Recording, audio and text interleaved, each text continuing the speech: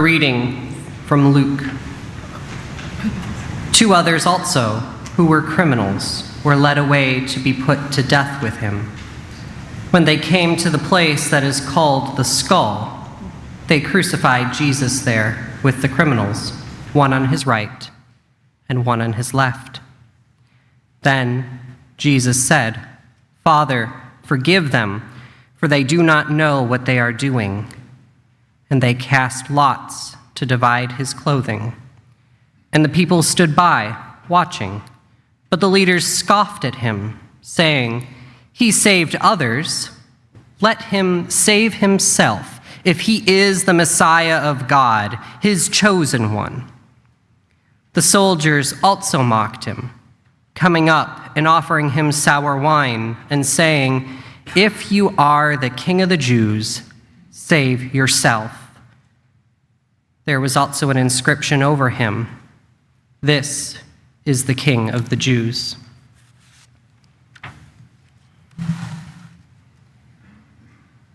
This is the King of the Jews. This is the Messiah. This is the Prince of Peace. This is the King of Kings. This is Mary's son. This is the Son of God. This is God incarnate. He is nailed to a cross like a criminal, just like the criminals on either side of him. He has been beaten and hung on a cross to die. His clothing has been taken from him. They offer him sour wine to drink, and people mock and scoff at him. Yet he says, "Father, forgive them, for they know not what they are doing." Father, forgive them.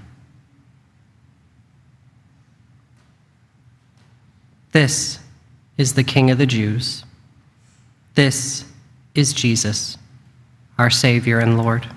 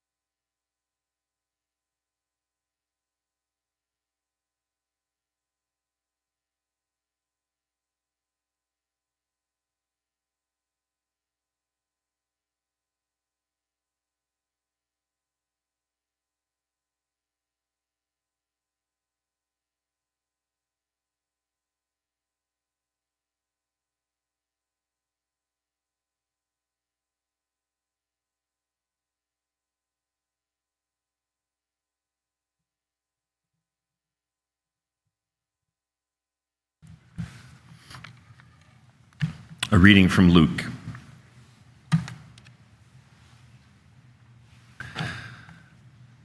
One of the criminals who were hanged there kept deriding him and saying, "Are you not the Messiah?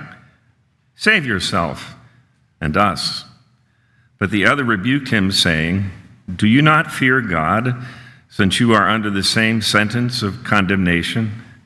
And indeed, we have been condemned justly, for we are getting what we deserve for our deeds. But this man has done nothing wrong."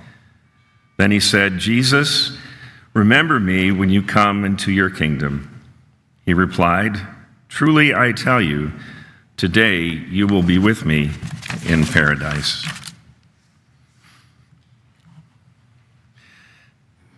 Matthew, Mark, Luke, and John agree that Jesus was not alone as he hung on a cross that day. Each of the crucifixion accounts places him between two others who, like Jesus, were convicted of some crime and sentenced to death. Crucifixion was not reserved for the Savior of the world, far from it. It was reserved for every common criminal, every enemy of the state. It was not uncommon to see 3 or even 30 crosses clustered on a hillside or scattered along the road. Crucifixion was all about spectacle. It was a painful, shameful death intended to intimidate subjects of Rome into submission. When we zoom in, we get a close enough look to overhear the conversation between Jesus and the 2 criminals, and we discover that this scene is not common at all. The first criminal derides Jesus, saying, "Are you not the Christ? Save yourself and us." "Do you not fear God?" says the other criminal. "We are getting what we deserve for our deeds, but this man has done nothing wrong." And then this condemned criminal looks to the man in the middle, the one hanging under an ironic sign that reads, "King of the Jews," and he pleads, "Jesus, remember me when you come into your kingdom." This is all he asks, to be remembered. He does not ask for deliverance. He does not ask for the suffering to end. When Jesus comes into his kingdom, he just wants to be remembered. Isn't this the longing of so many in our world today, to be remembered? Is this not the longing of those in our homeland who are convicted, sometimes wrongly convicted, as in the case of Christ, and left to rot in a prison cell? Jesus, remember me when you come into your kingdom. Is this not the longing of our neighbors who make their homes under overpasses, or those held in the grip of addiction, who can't seem to break free from the stranglehold of opioids or alcohol, or siblings who are reeling from their parents' divorce, or grieving a diagnosis, or feeling deeply disoriented in a world once familiar? Jesus, remember me. He responds with mercy. Truly I tell you, today you will be with me in paradise. Jesus, remember me. And so he does. He remembers the criminal who asks to be remembered, and he remembers the criminal who doesn't even know what it means to have Jesus remember him. After all, God's victory on the cross is for all people, if it is a victory at all. Jesus remembers all of us.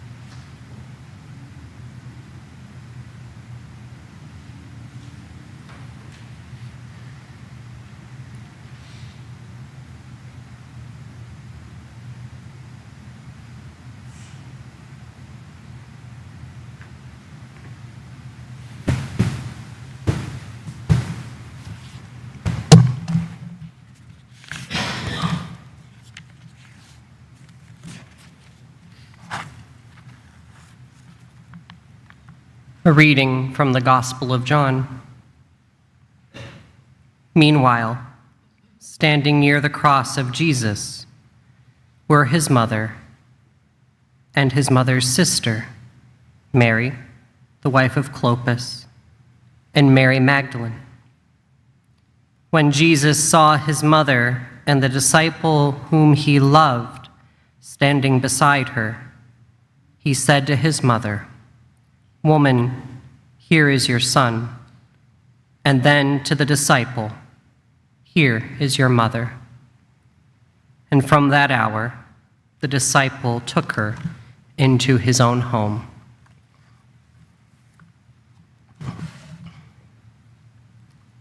A poem by Aletha Davis. Did Mary scream when she held the body of a boy, everyone but hers? At the blood of his crown, did she lick her fingers and wipe it clean, smooth back his hair like she did when he was just a babe, wash the red from his feet, never drink wine again, pull at the nails in his tender hands until hers were raw? Maybe she spit and yelled and cried at anyone who came too close to her boy, gone limp and blue. Even the believers turned away. They didn't love her boy, his messy hair and soft eyes, his gentle hands and whispered voice, the way he hid in the river and spoke to the fish like old friends, came home with dirty feet and flushed cheeks. Her running, dancing, singing boy. They didn't love her boy. They loved God's son, not Mary's boy.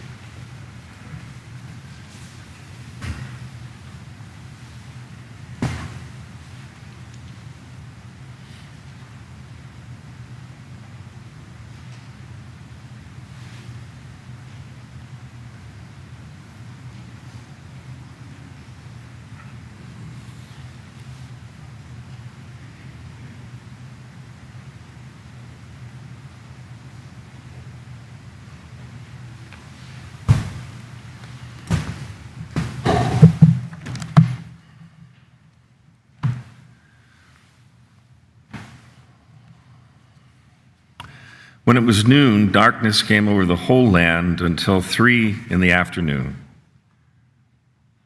And about 3 o'clock, Jesus cried with a loud voice, Eli, Eli, lama sabachthani, which means, my God, why have you forsaken me?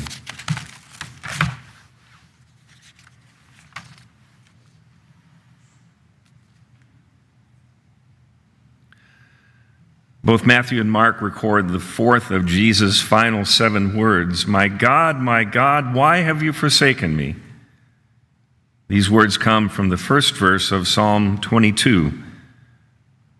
My God, why have you forsaken me? Why are you so far from saving me, so far from my cries of anguish? Did God forsake Jesus? What is he saying here? Better yet, why is he saying this? Forsaken, deserted, disowned, God-forsaken, abandoned. To suffer the pain of crucifixion could certainly lead any human being to feel abandoned by God.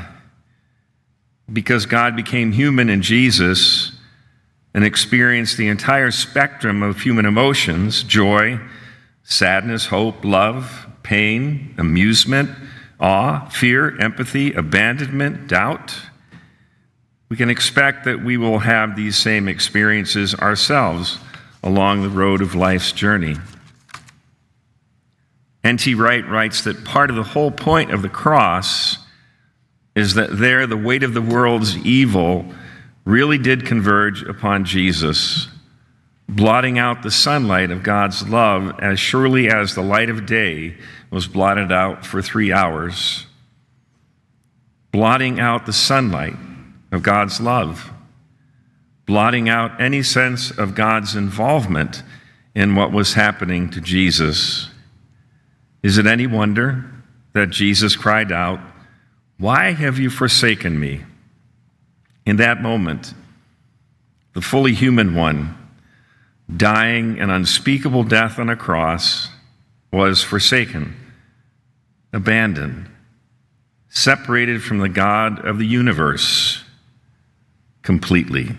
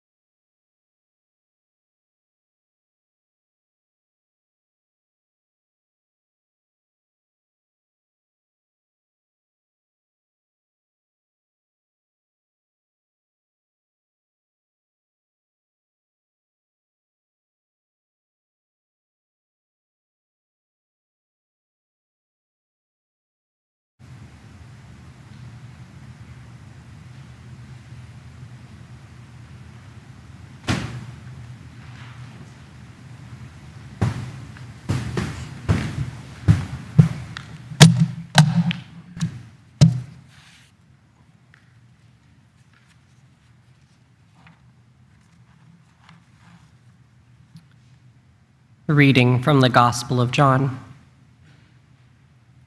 After this, when Jesus knew that all was now finished, he said, in order to fulfill the scriptures, "I am thirsty." A jar full of sour wine was standing there, so they put a sponge full of wine on a branch of hyssop and held it to his mouth.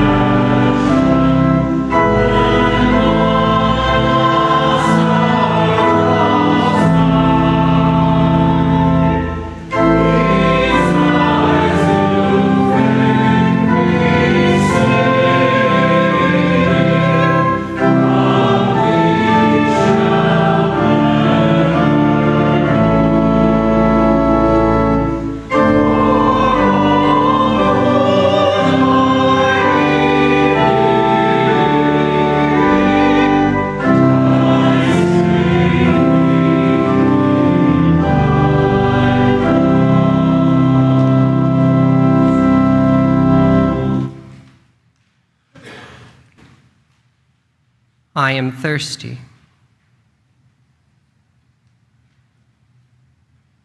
I am thirsty. One of our most basic human needs is water. I am thirsty, Christ cried from the cross. Christ, in his most vulnerable moment, was thirsty. And he was denied this most basic need. They gave him vinegar instead of water.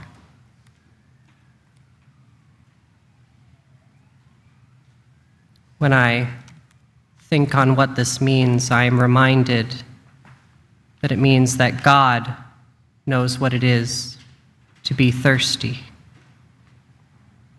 God knows what it is to be in need and to be given the opposite of what would be life-giving. Where was compassion? Where was pity when Christ cried out, I am thirsty? In the 2,000 years since this event, I wonder how much we have truly changed. We still deny the most basic needs of others: food, shelter, medicine, and water. Christ said, I am thirsty, and our siblings around the world still thirst as well. They cry out for water, and we are silent and pollute water. People cry out for air, and we pollute the air. People cry out for shelter, and we criminalize poverty. People try to sleep on benches, and we create benches that are unsleepable. Christ said, I am thirsty, and we gave him vinegar instead of water.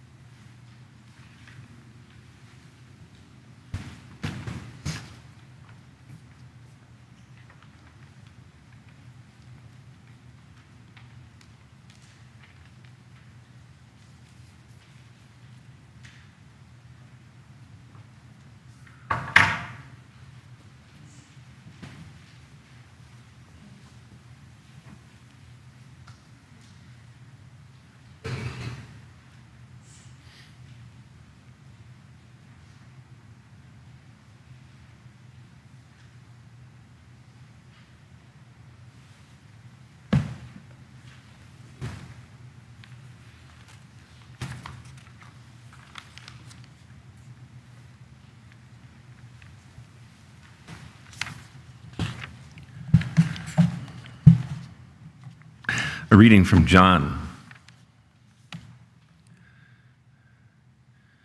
When Jesus received the wine, he said, "It is finished." Then he bowed his head and gave up his spirit.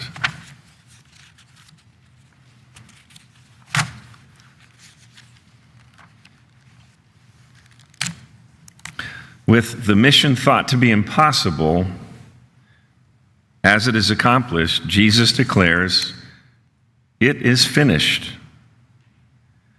This is not a cry of despair and failure. This is not Jesus crying out, my God, why have you forsaken me?" like he does in Matthew and Mark. It is a declaration that his mission, which many people thought was impossible, has been fulfilled. In John chapter 18, verse 30, the authorities handed over Jesus to Pilate. They thought they were in control of the situation. In John chapter 19, verse 16, Pilate handed over Jesus to be crucified. He too thought that he was in control of the situation. But in John chapter 10, verse 18, Jesus makes it clear that no one takes his life from him.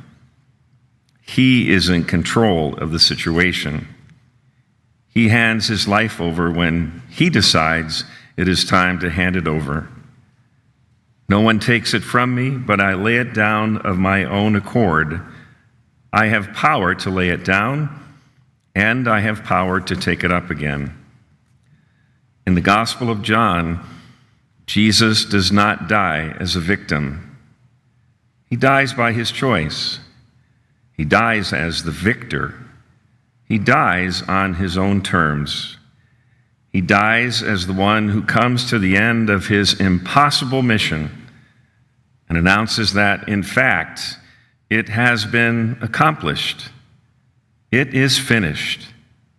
Mission accomplished.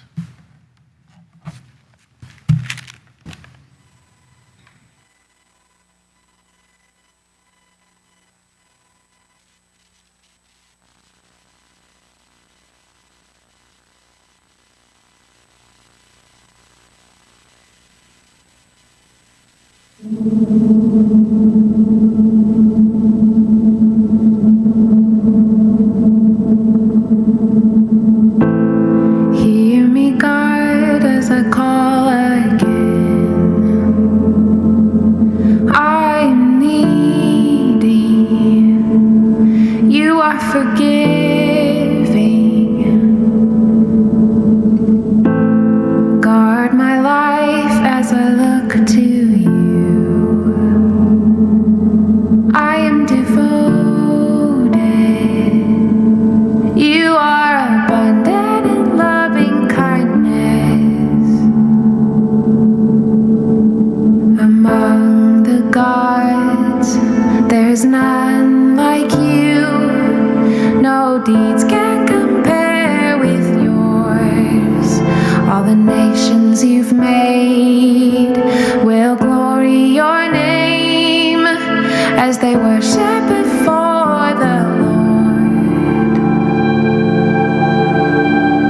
Teach me your ways, I will walk in truth.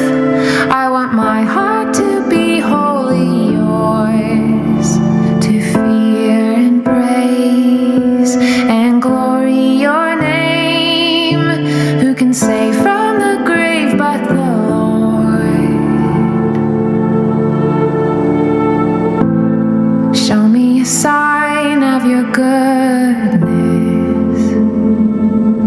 for others to see me, that they would see clearly. You are good and your anger is slow, of your love and its boundaries know. There's no limit to your compassion. You are faithful again and again.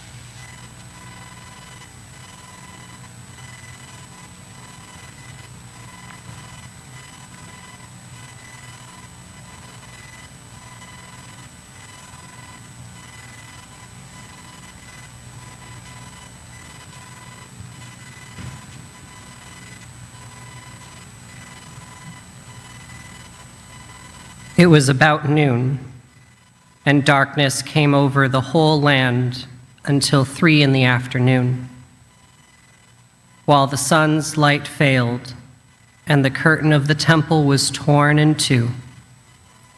Then Jesus, crying out with a loud voice, said, "Father, into your hands I commend my spirit." Having said this, he breathed his last.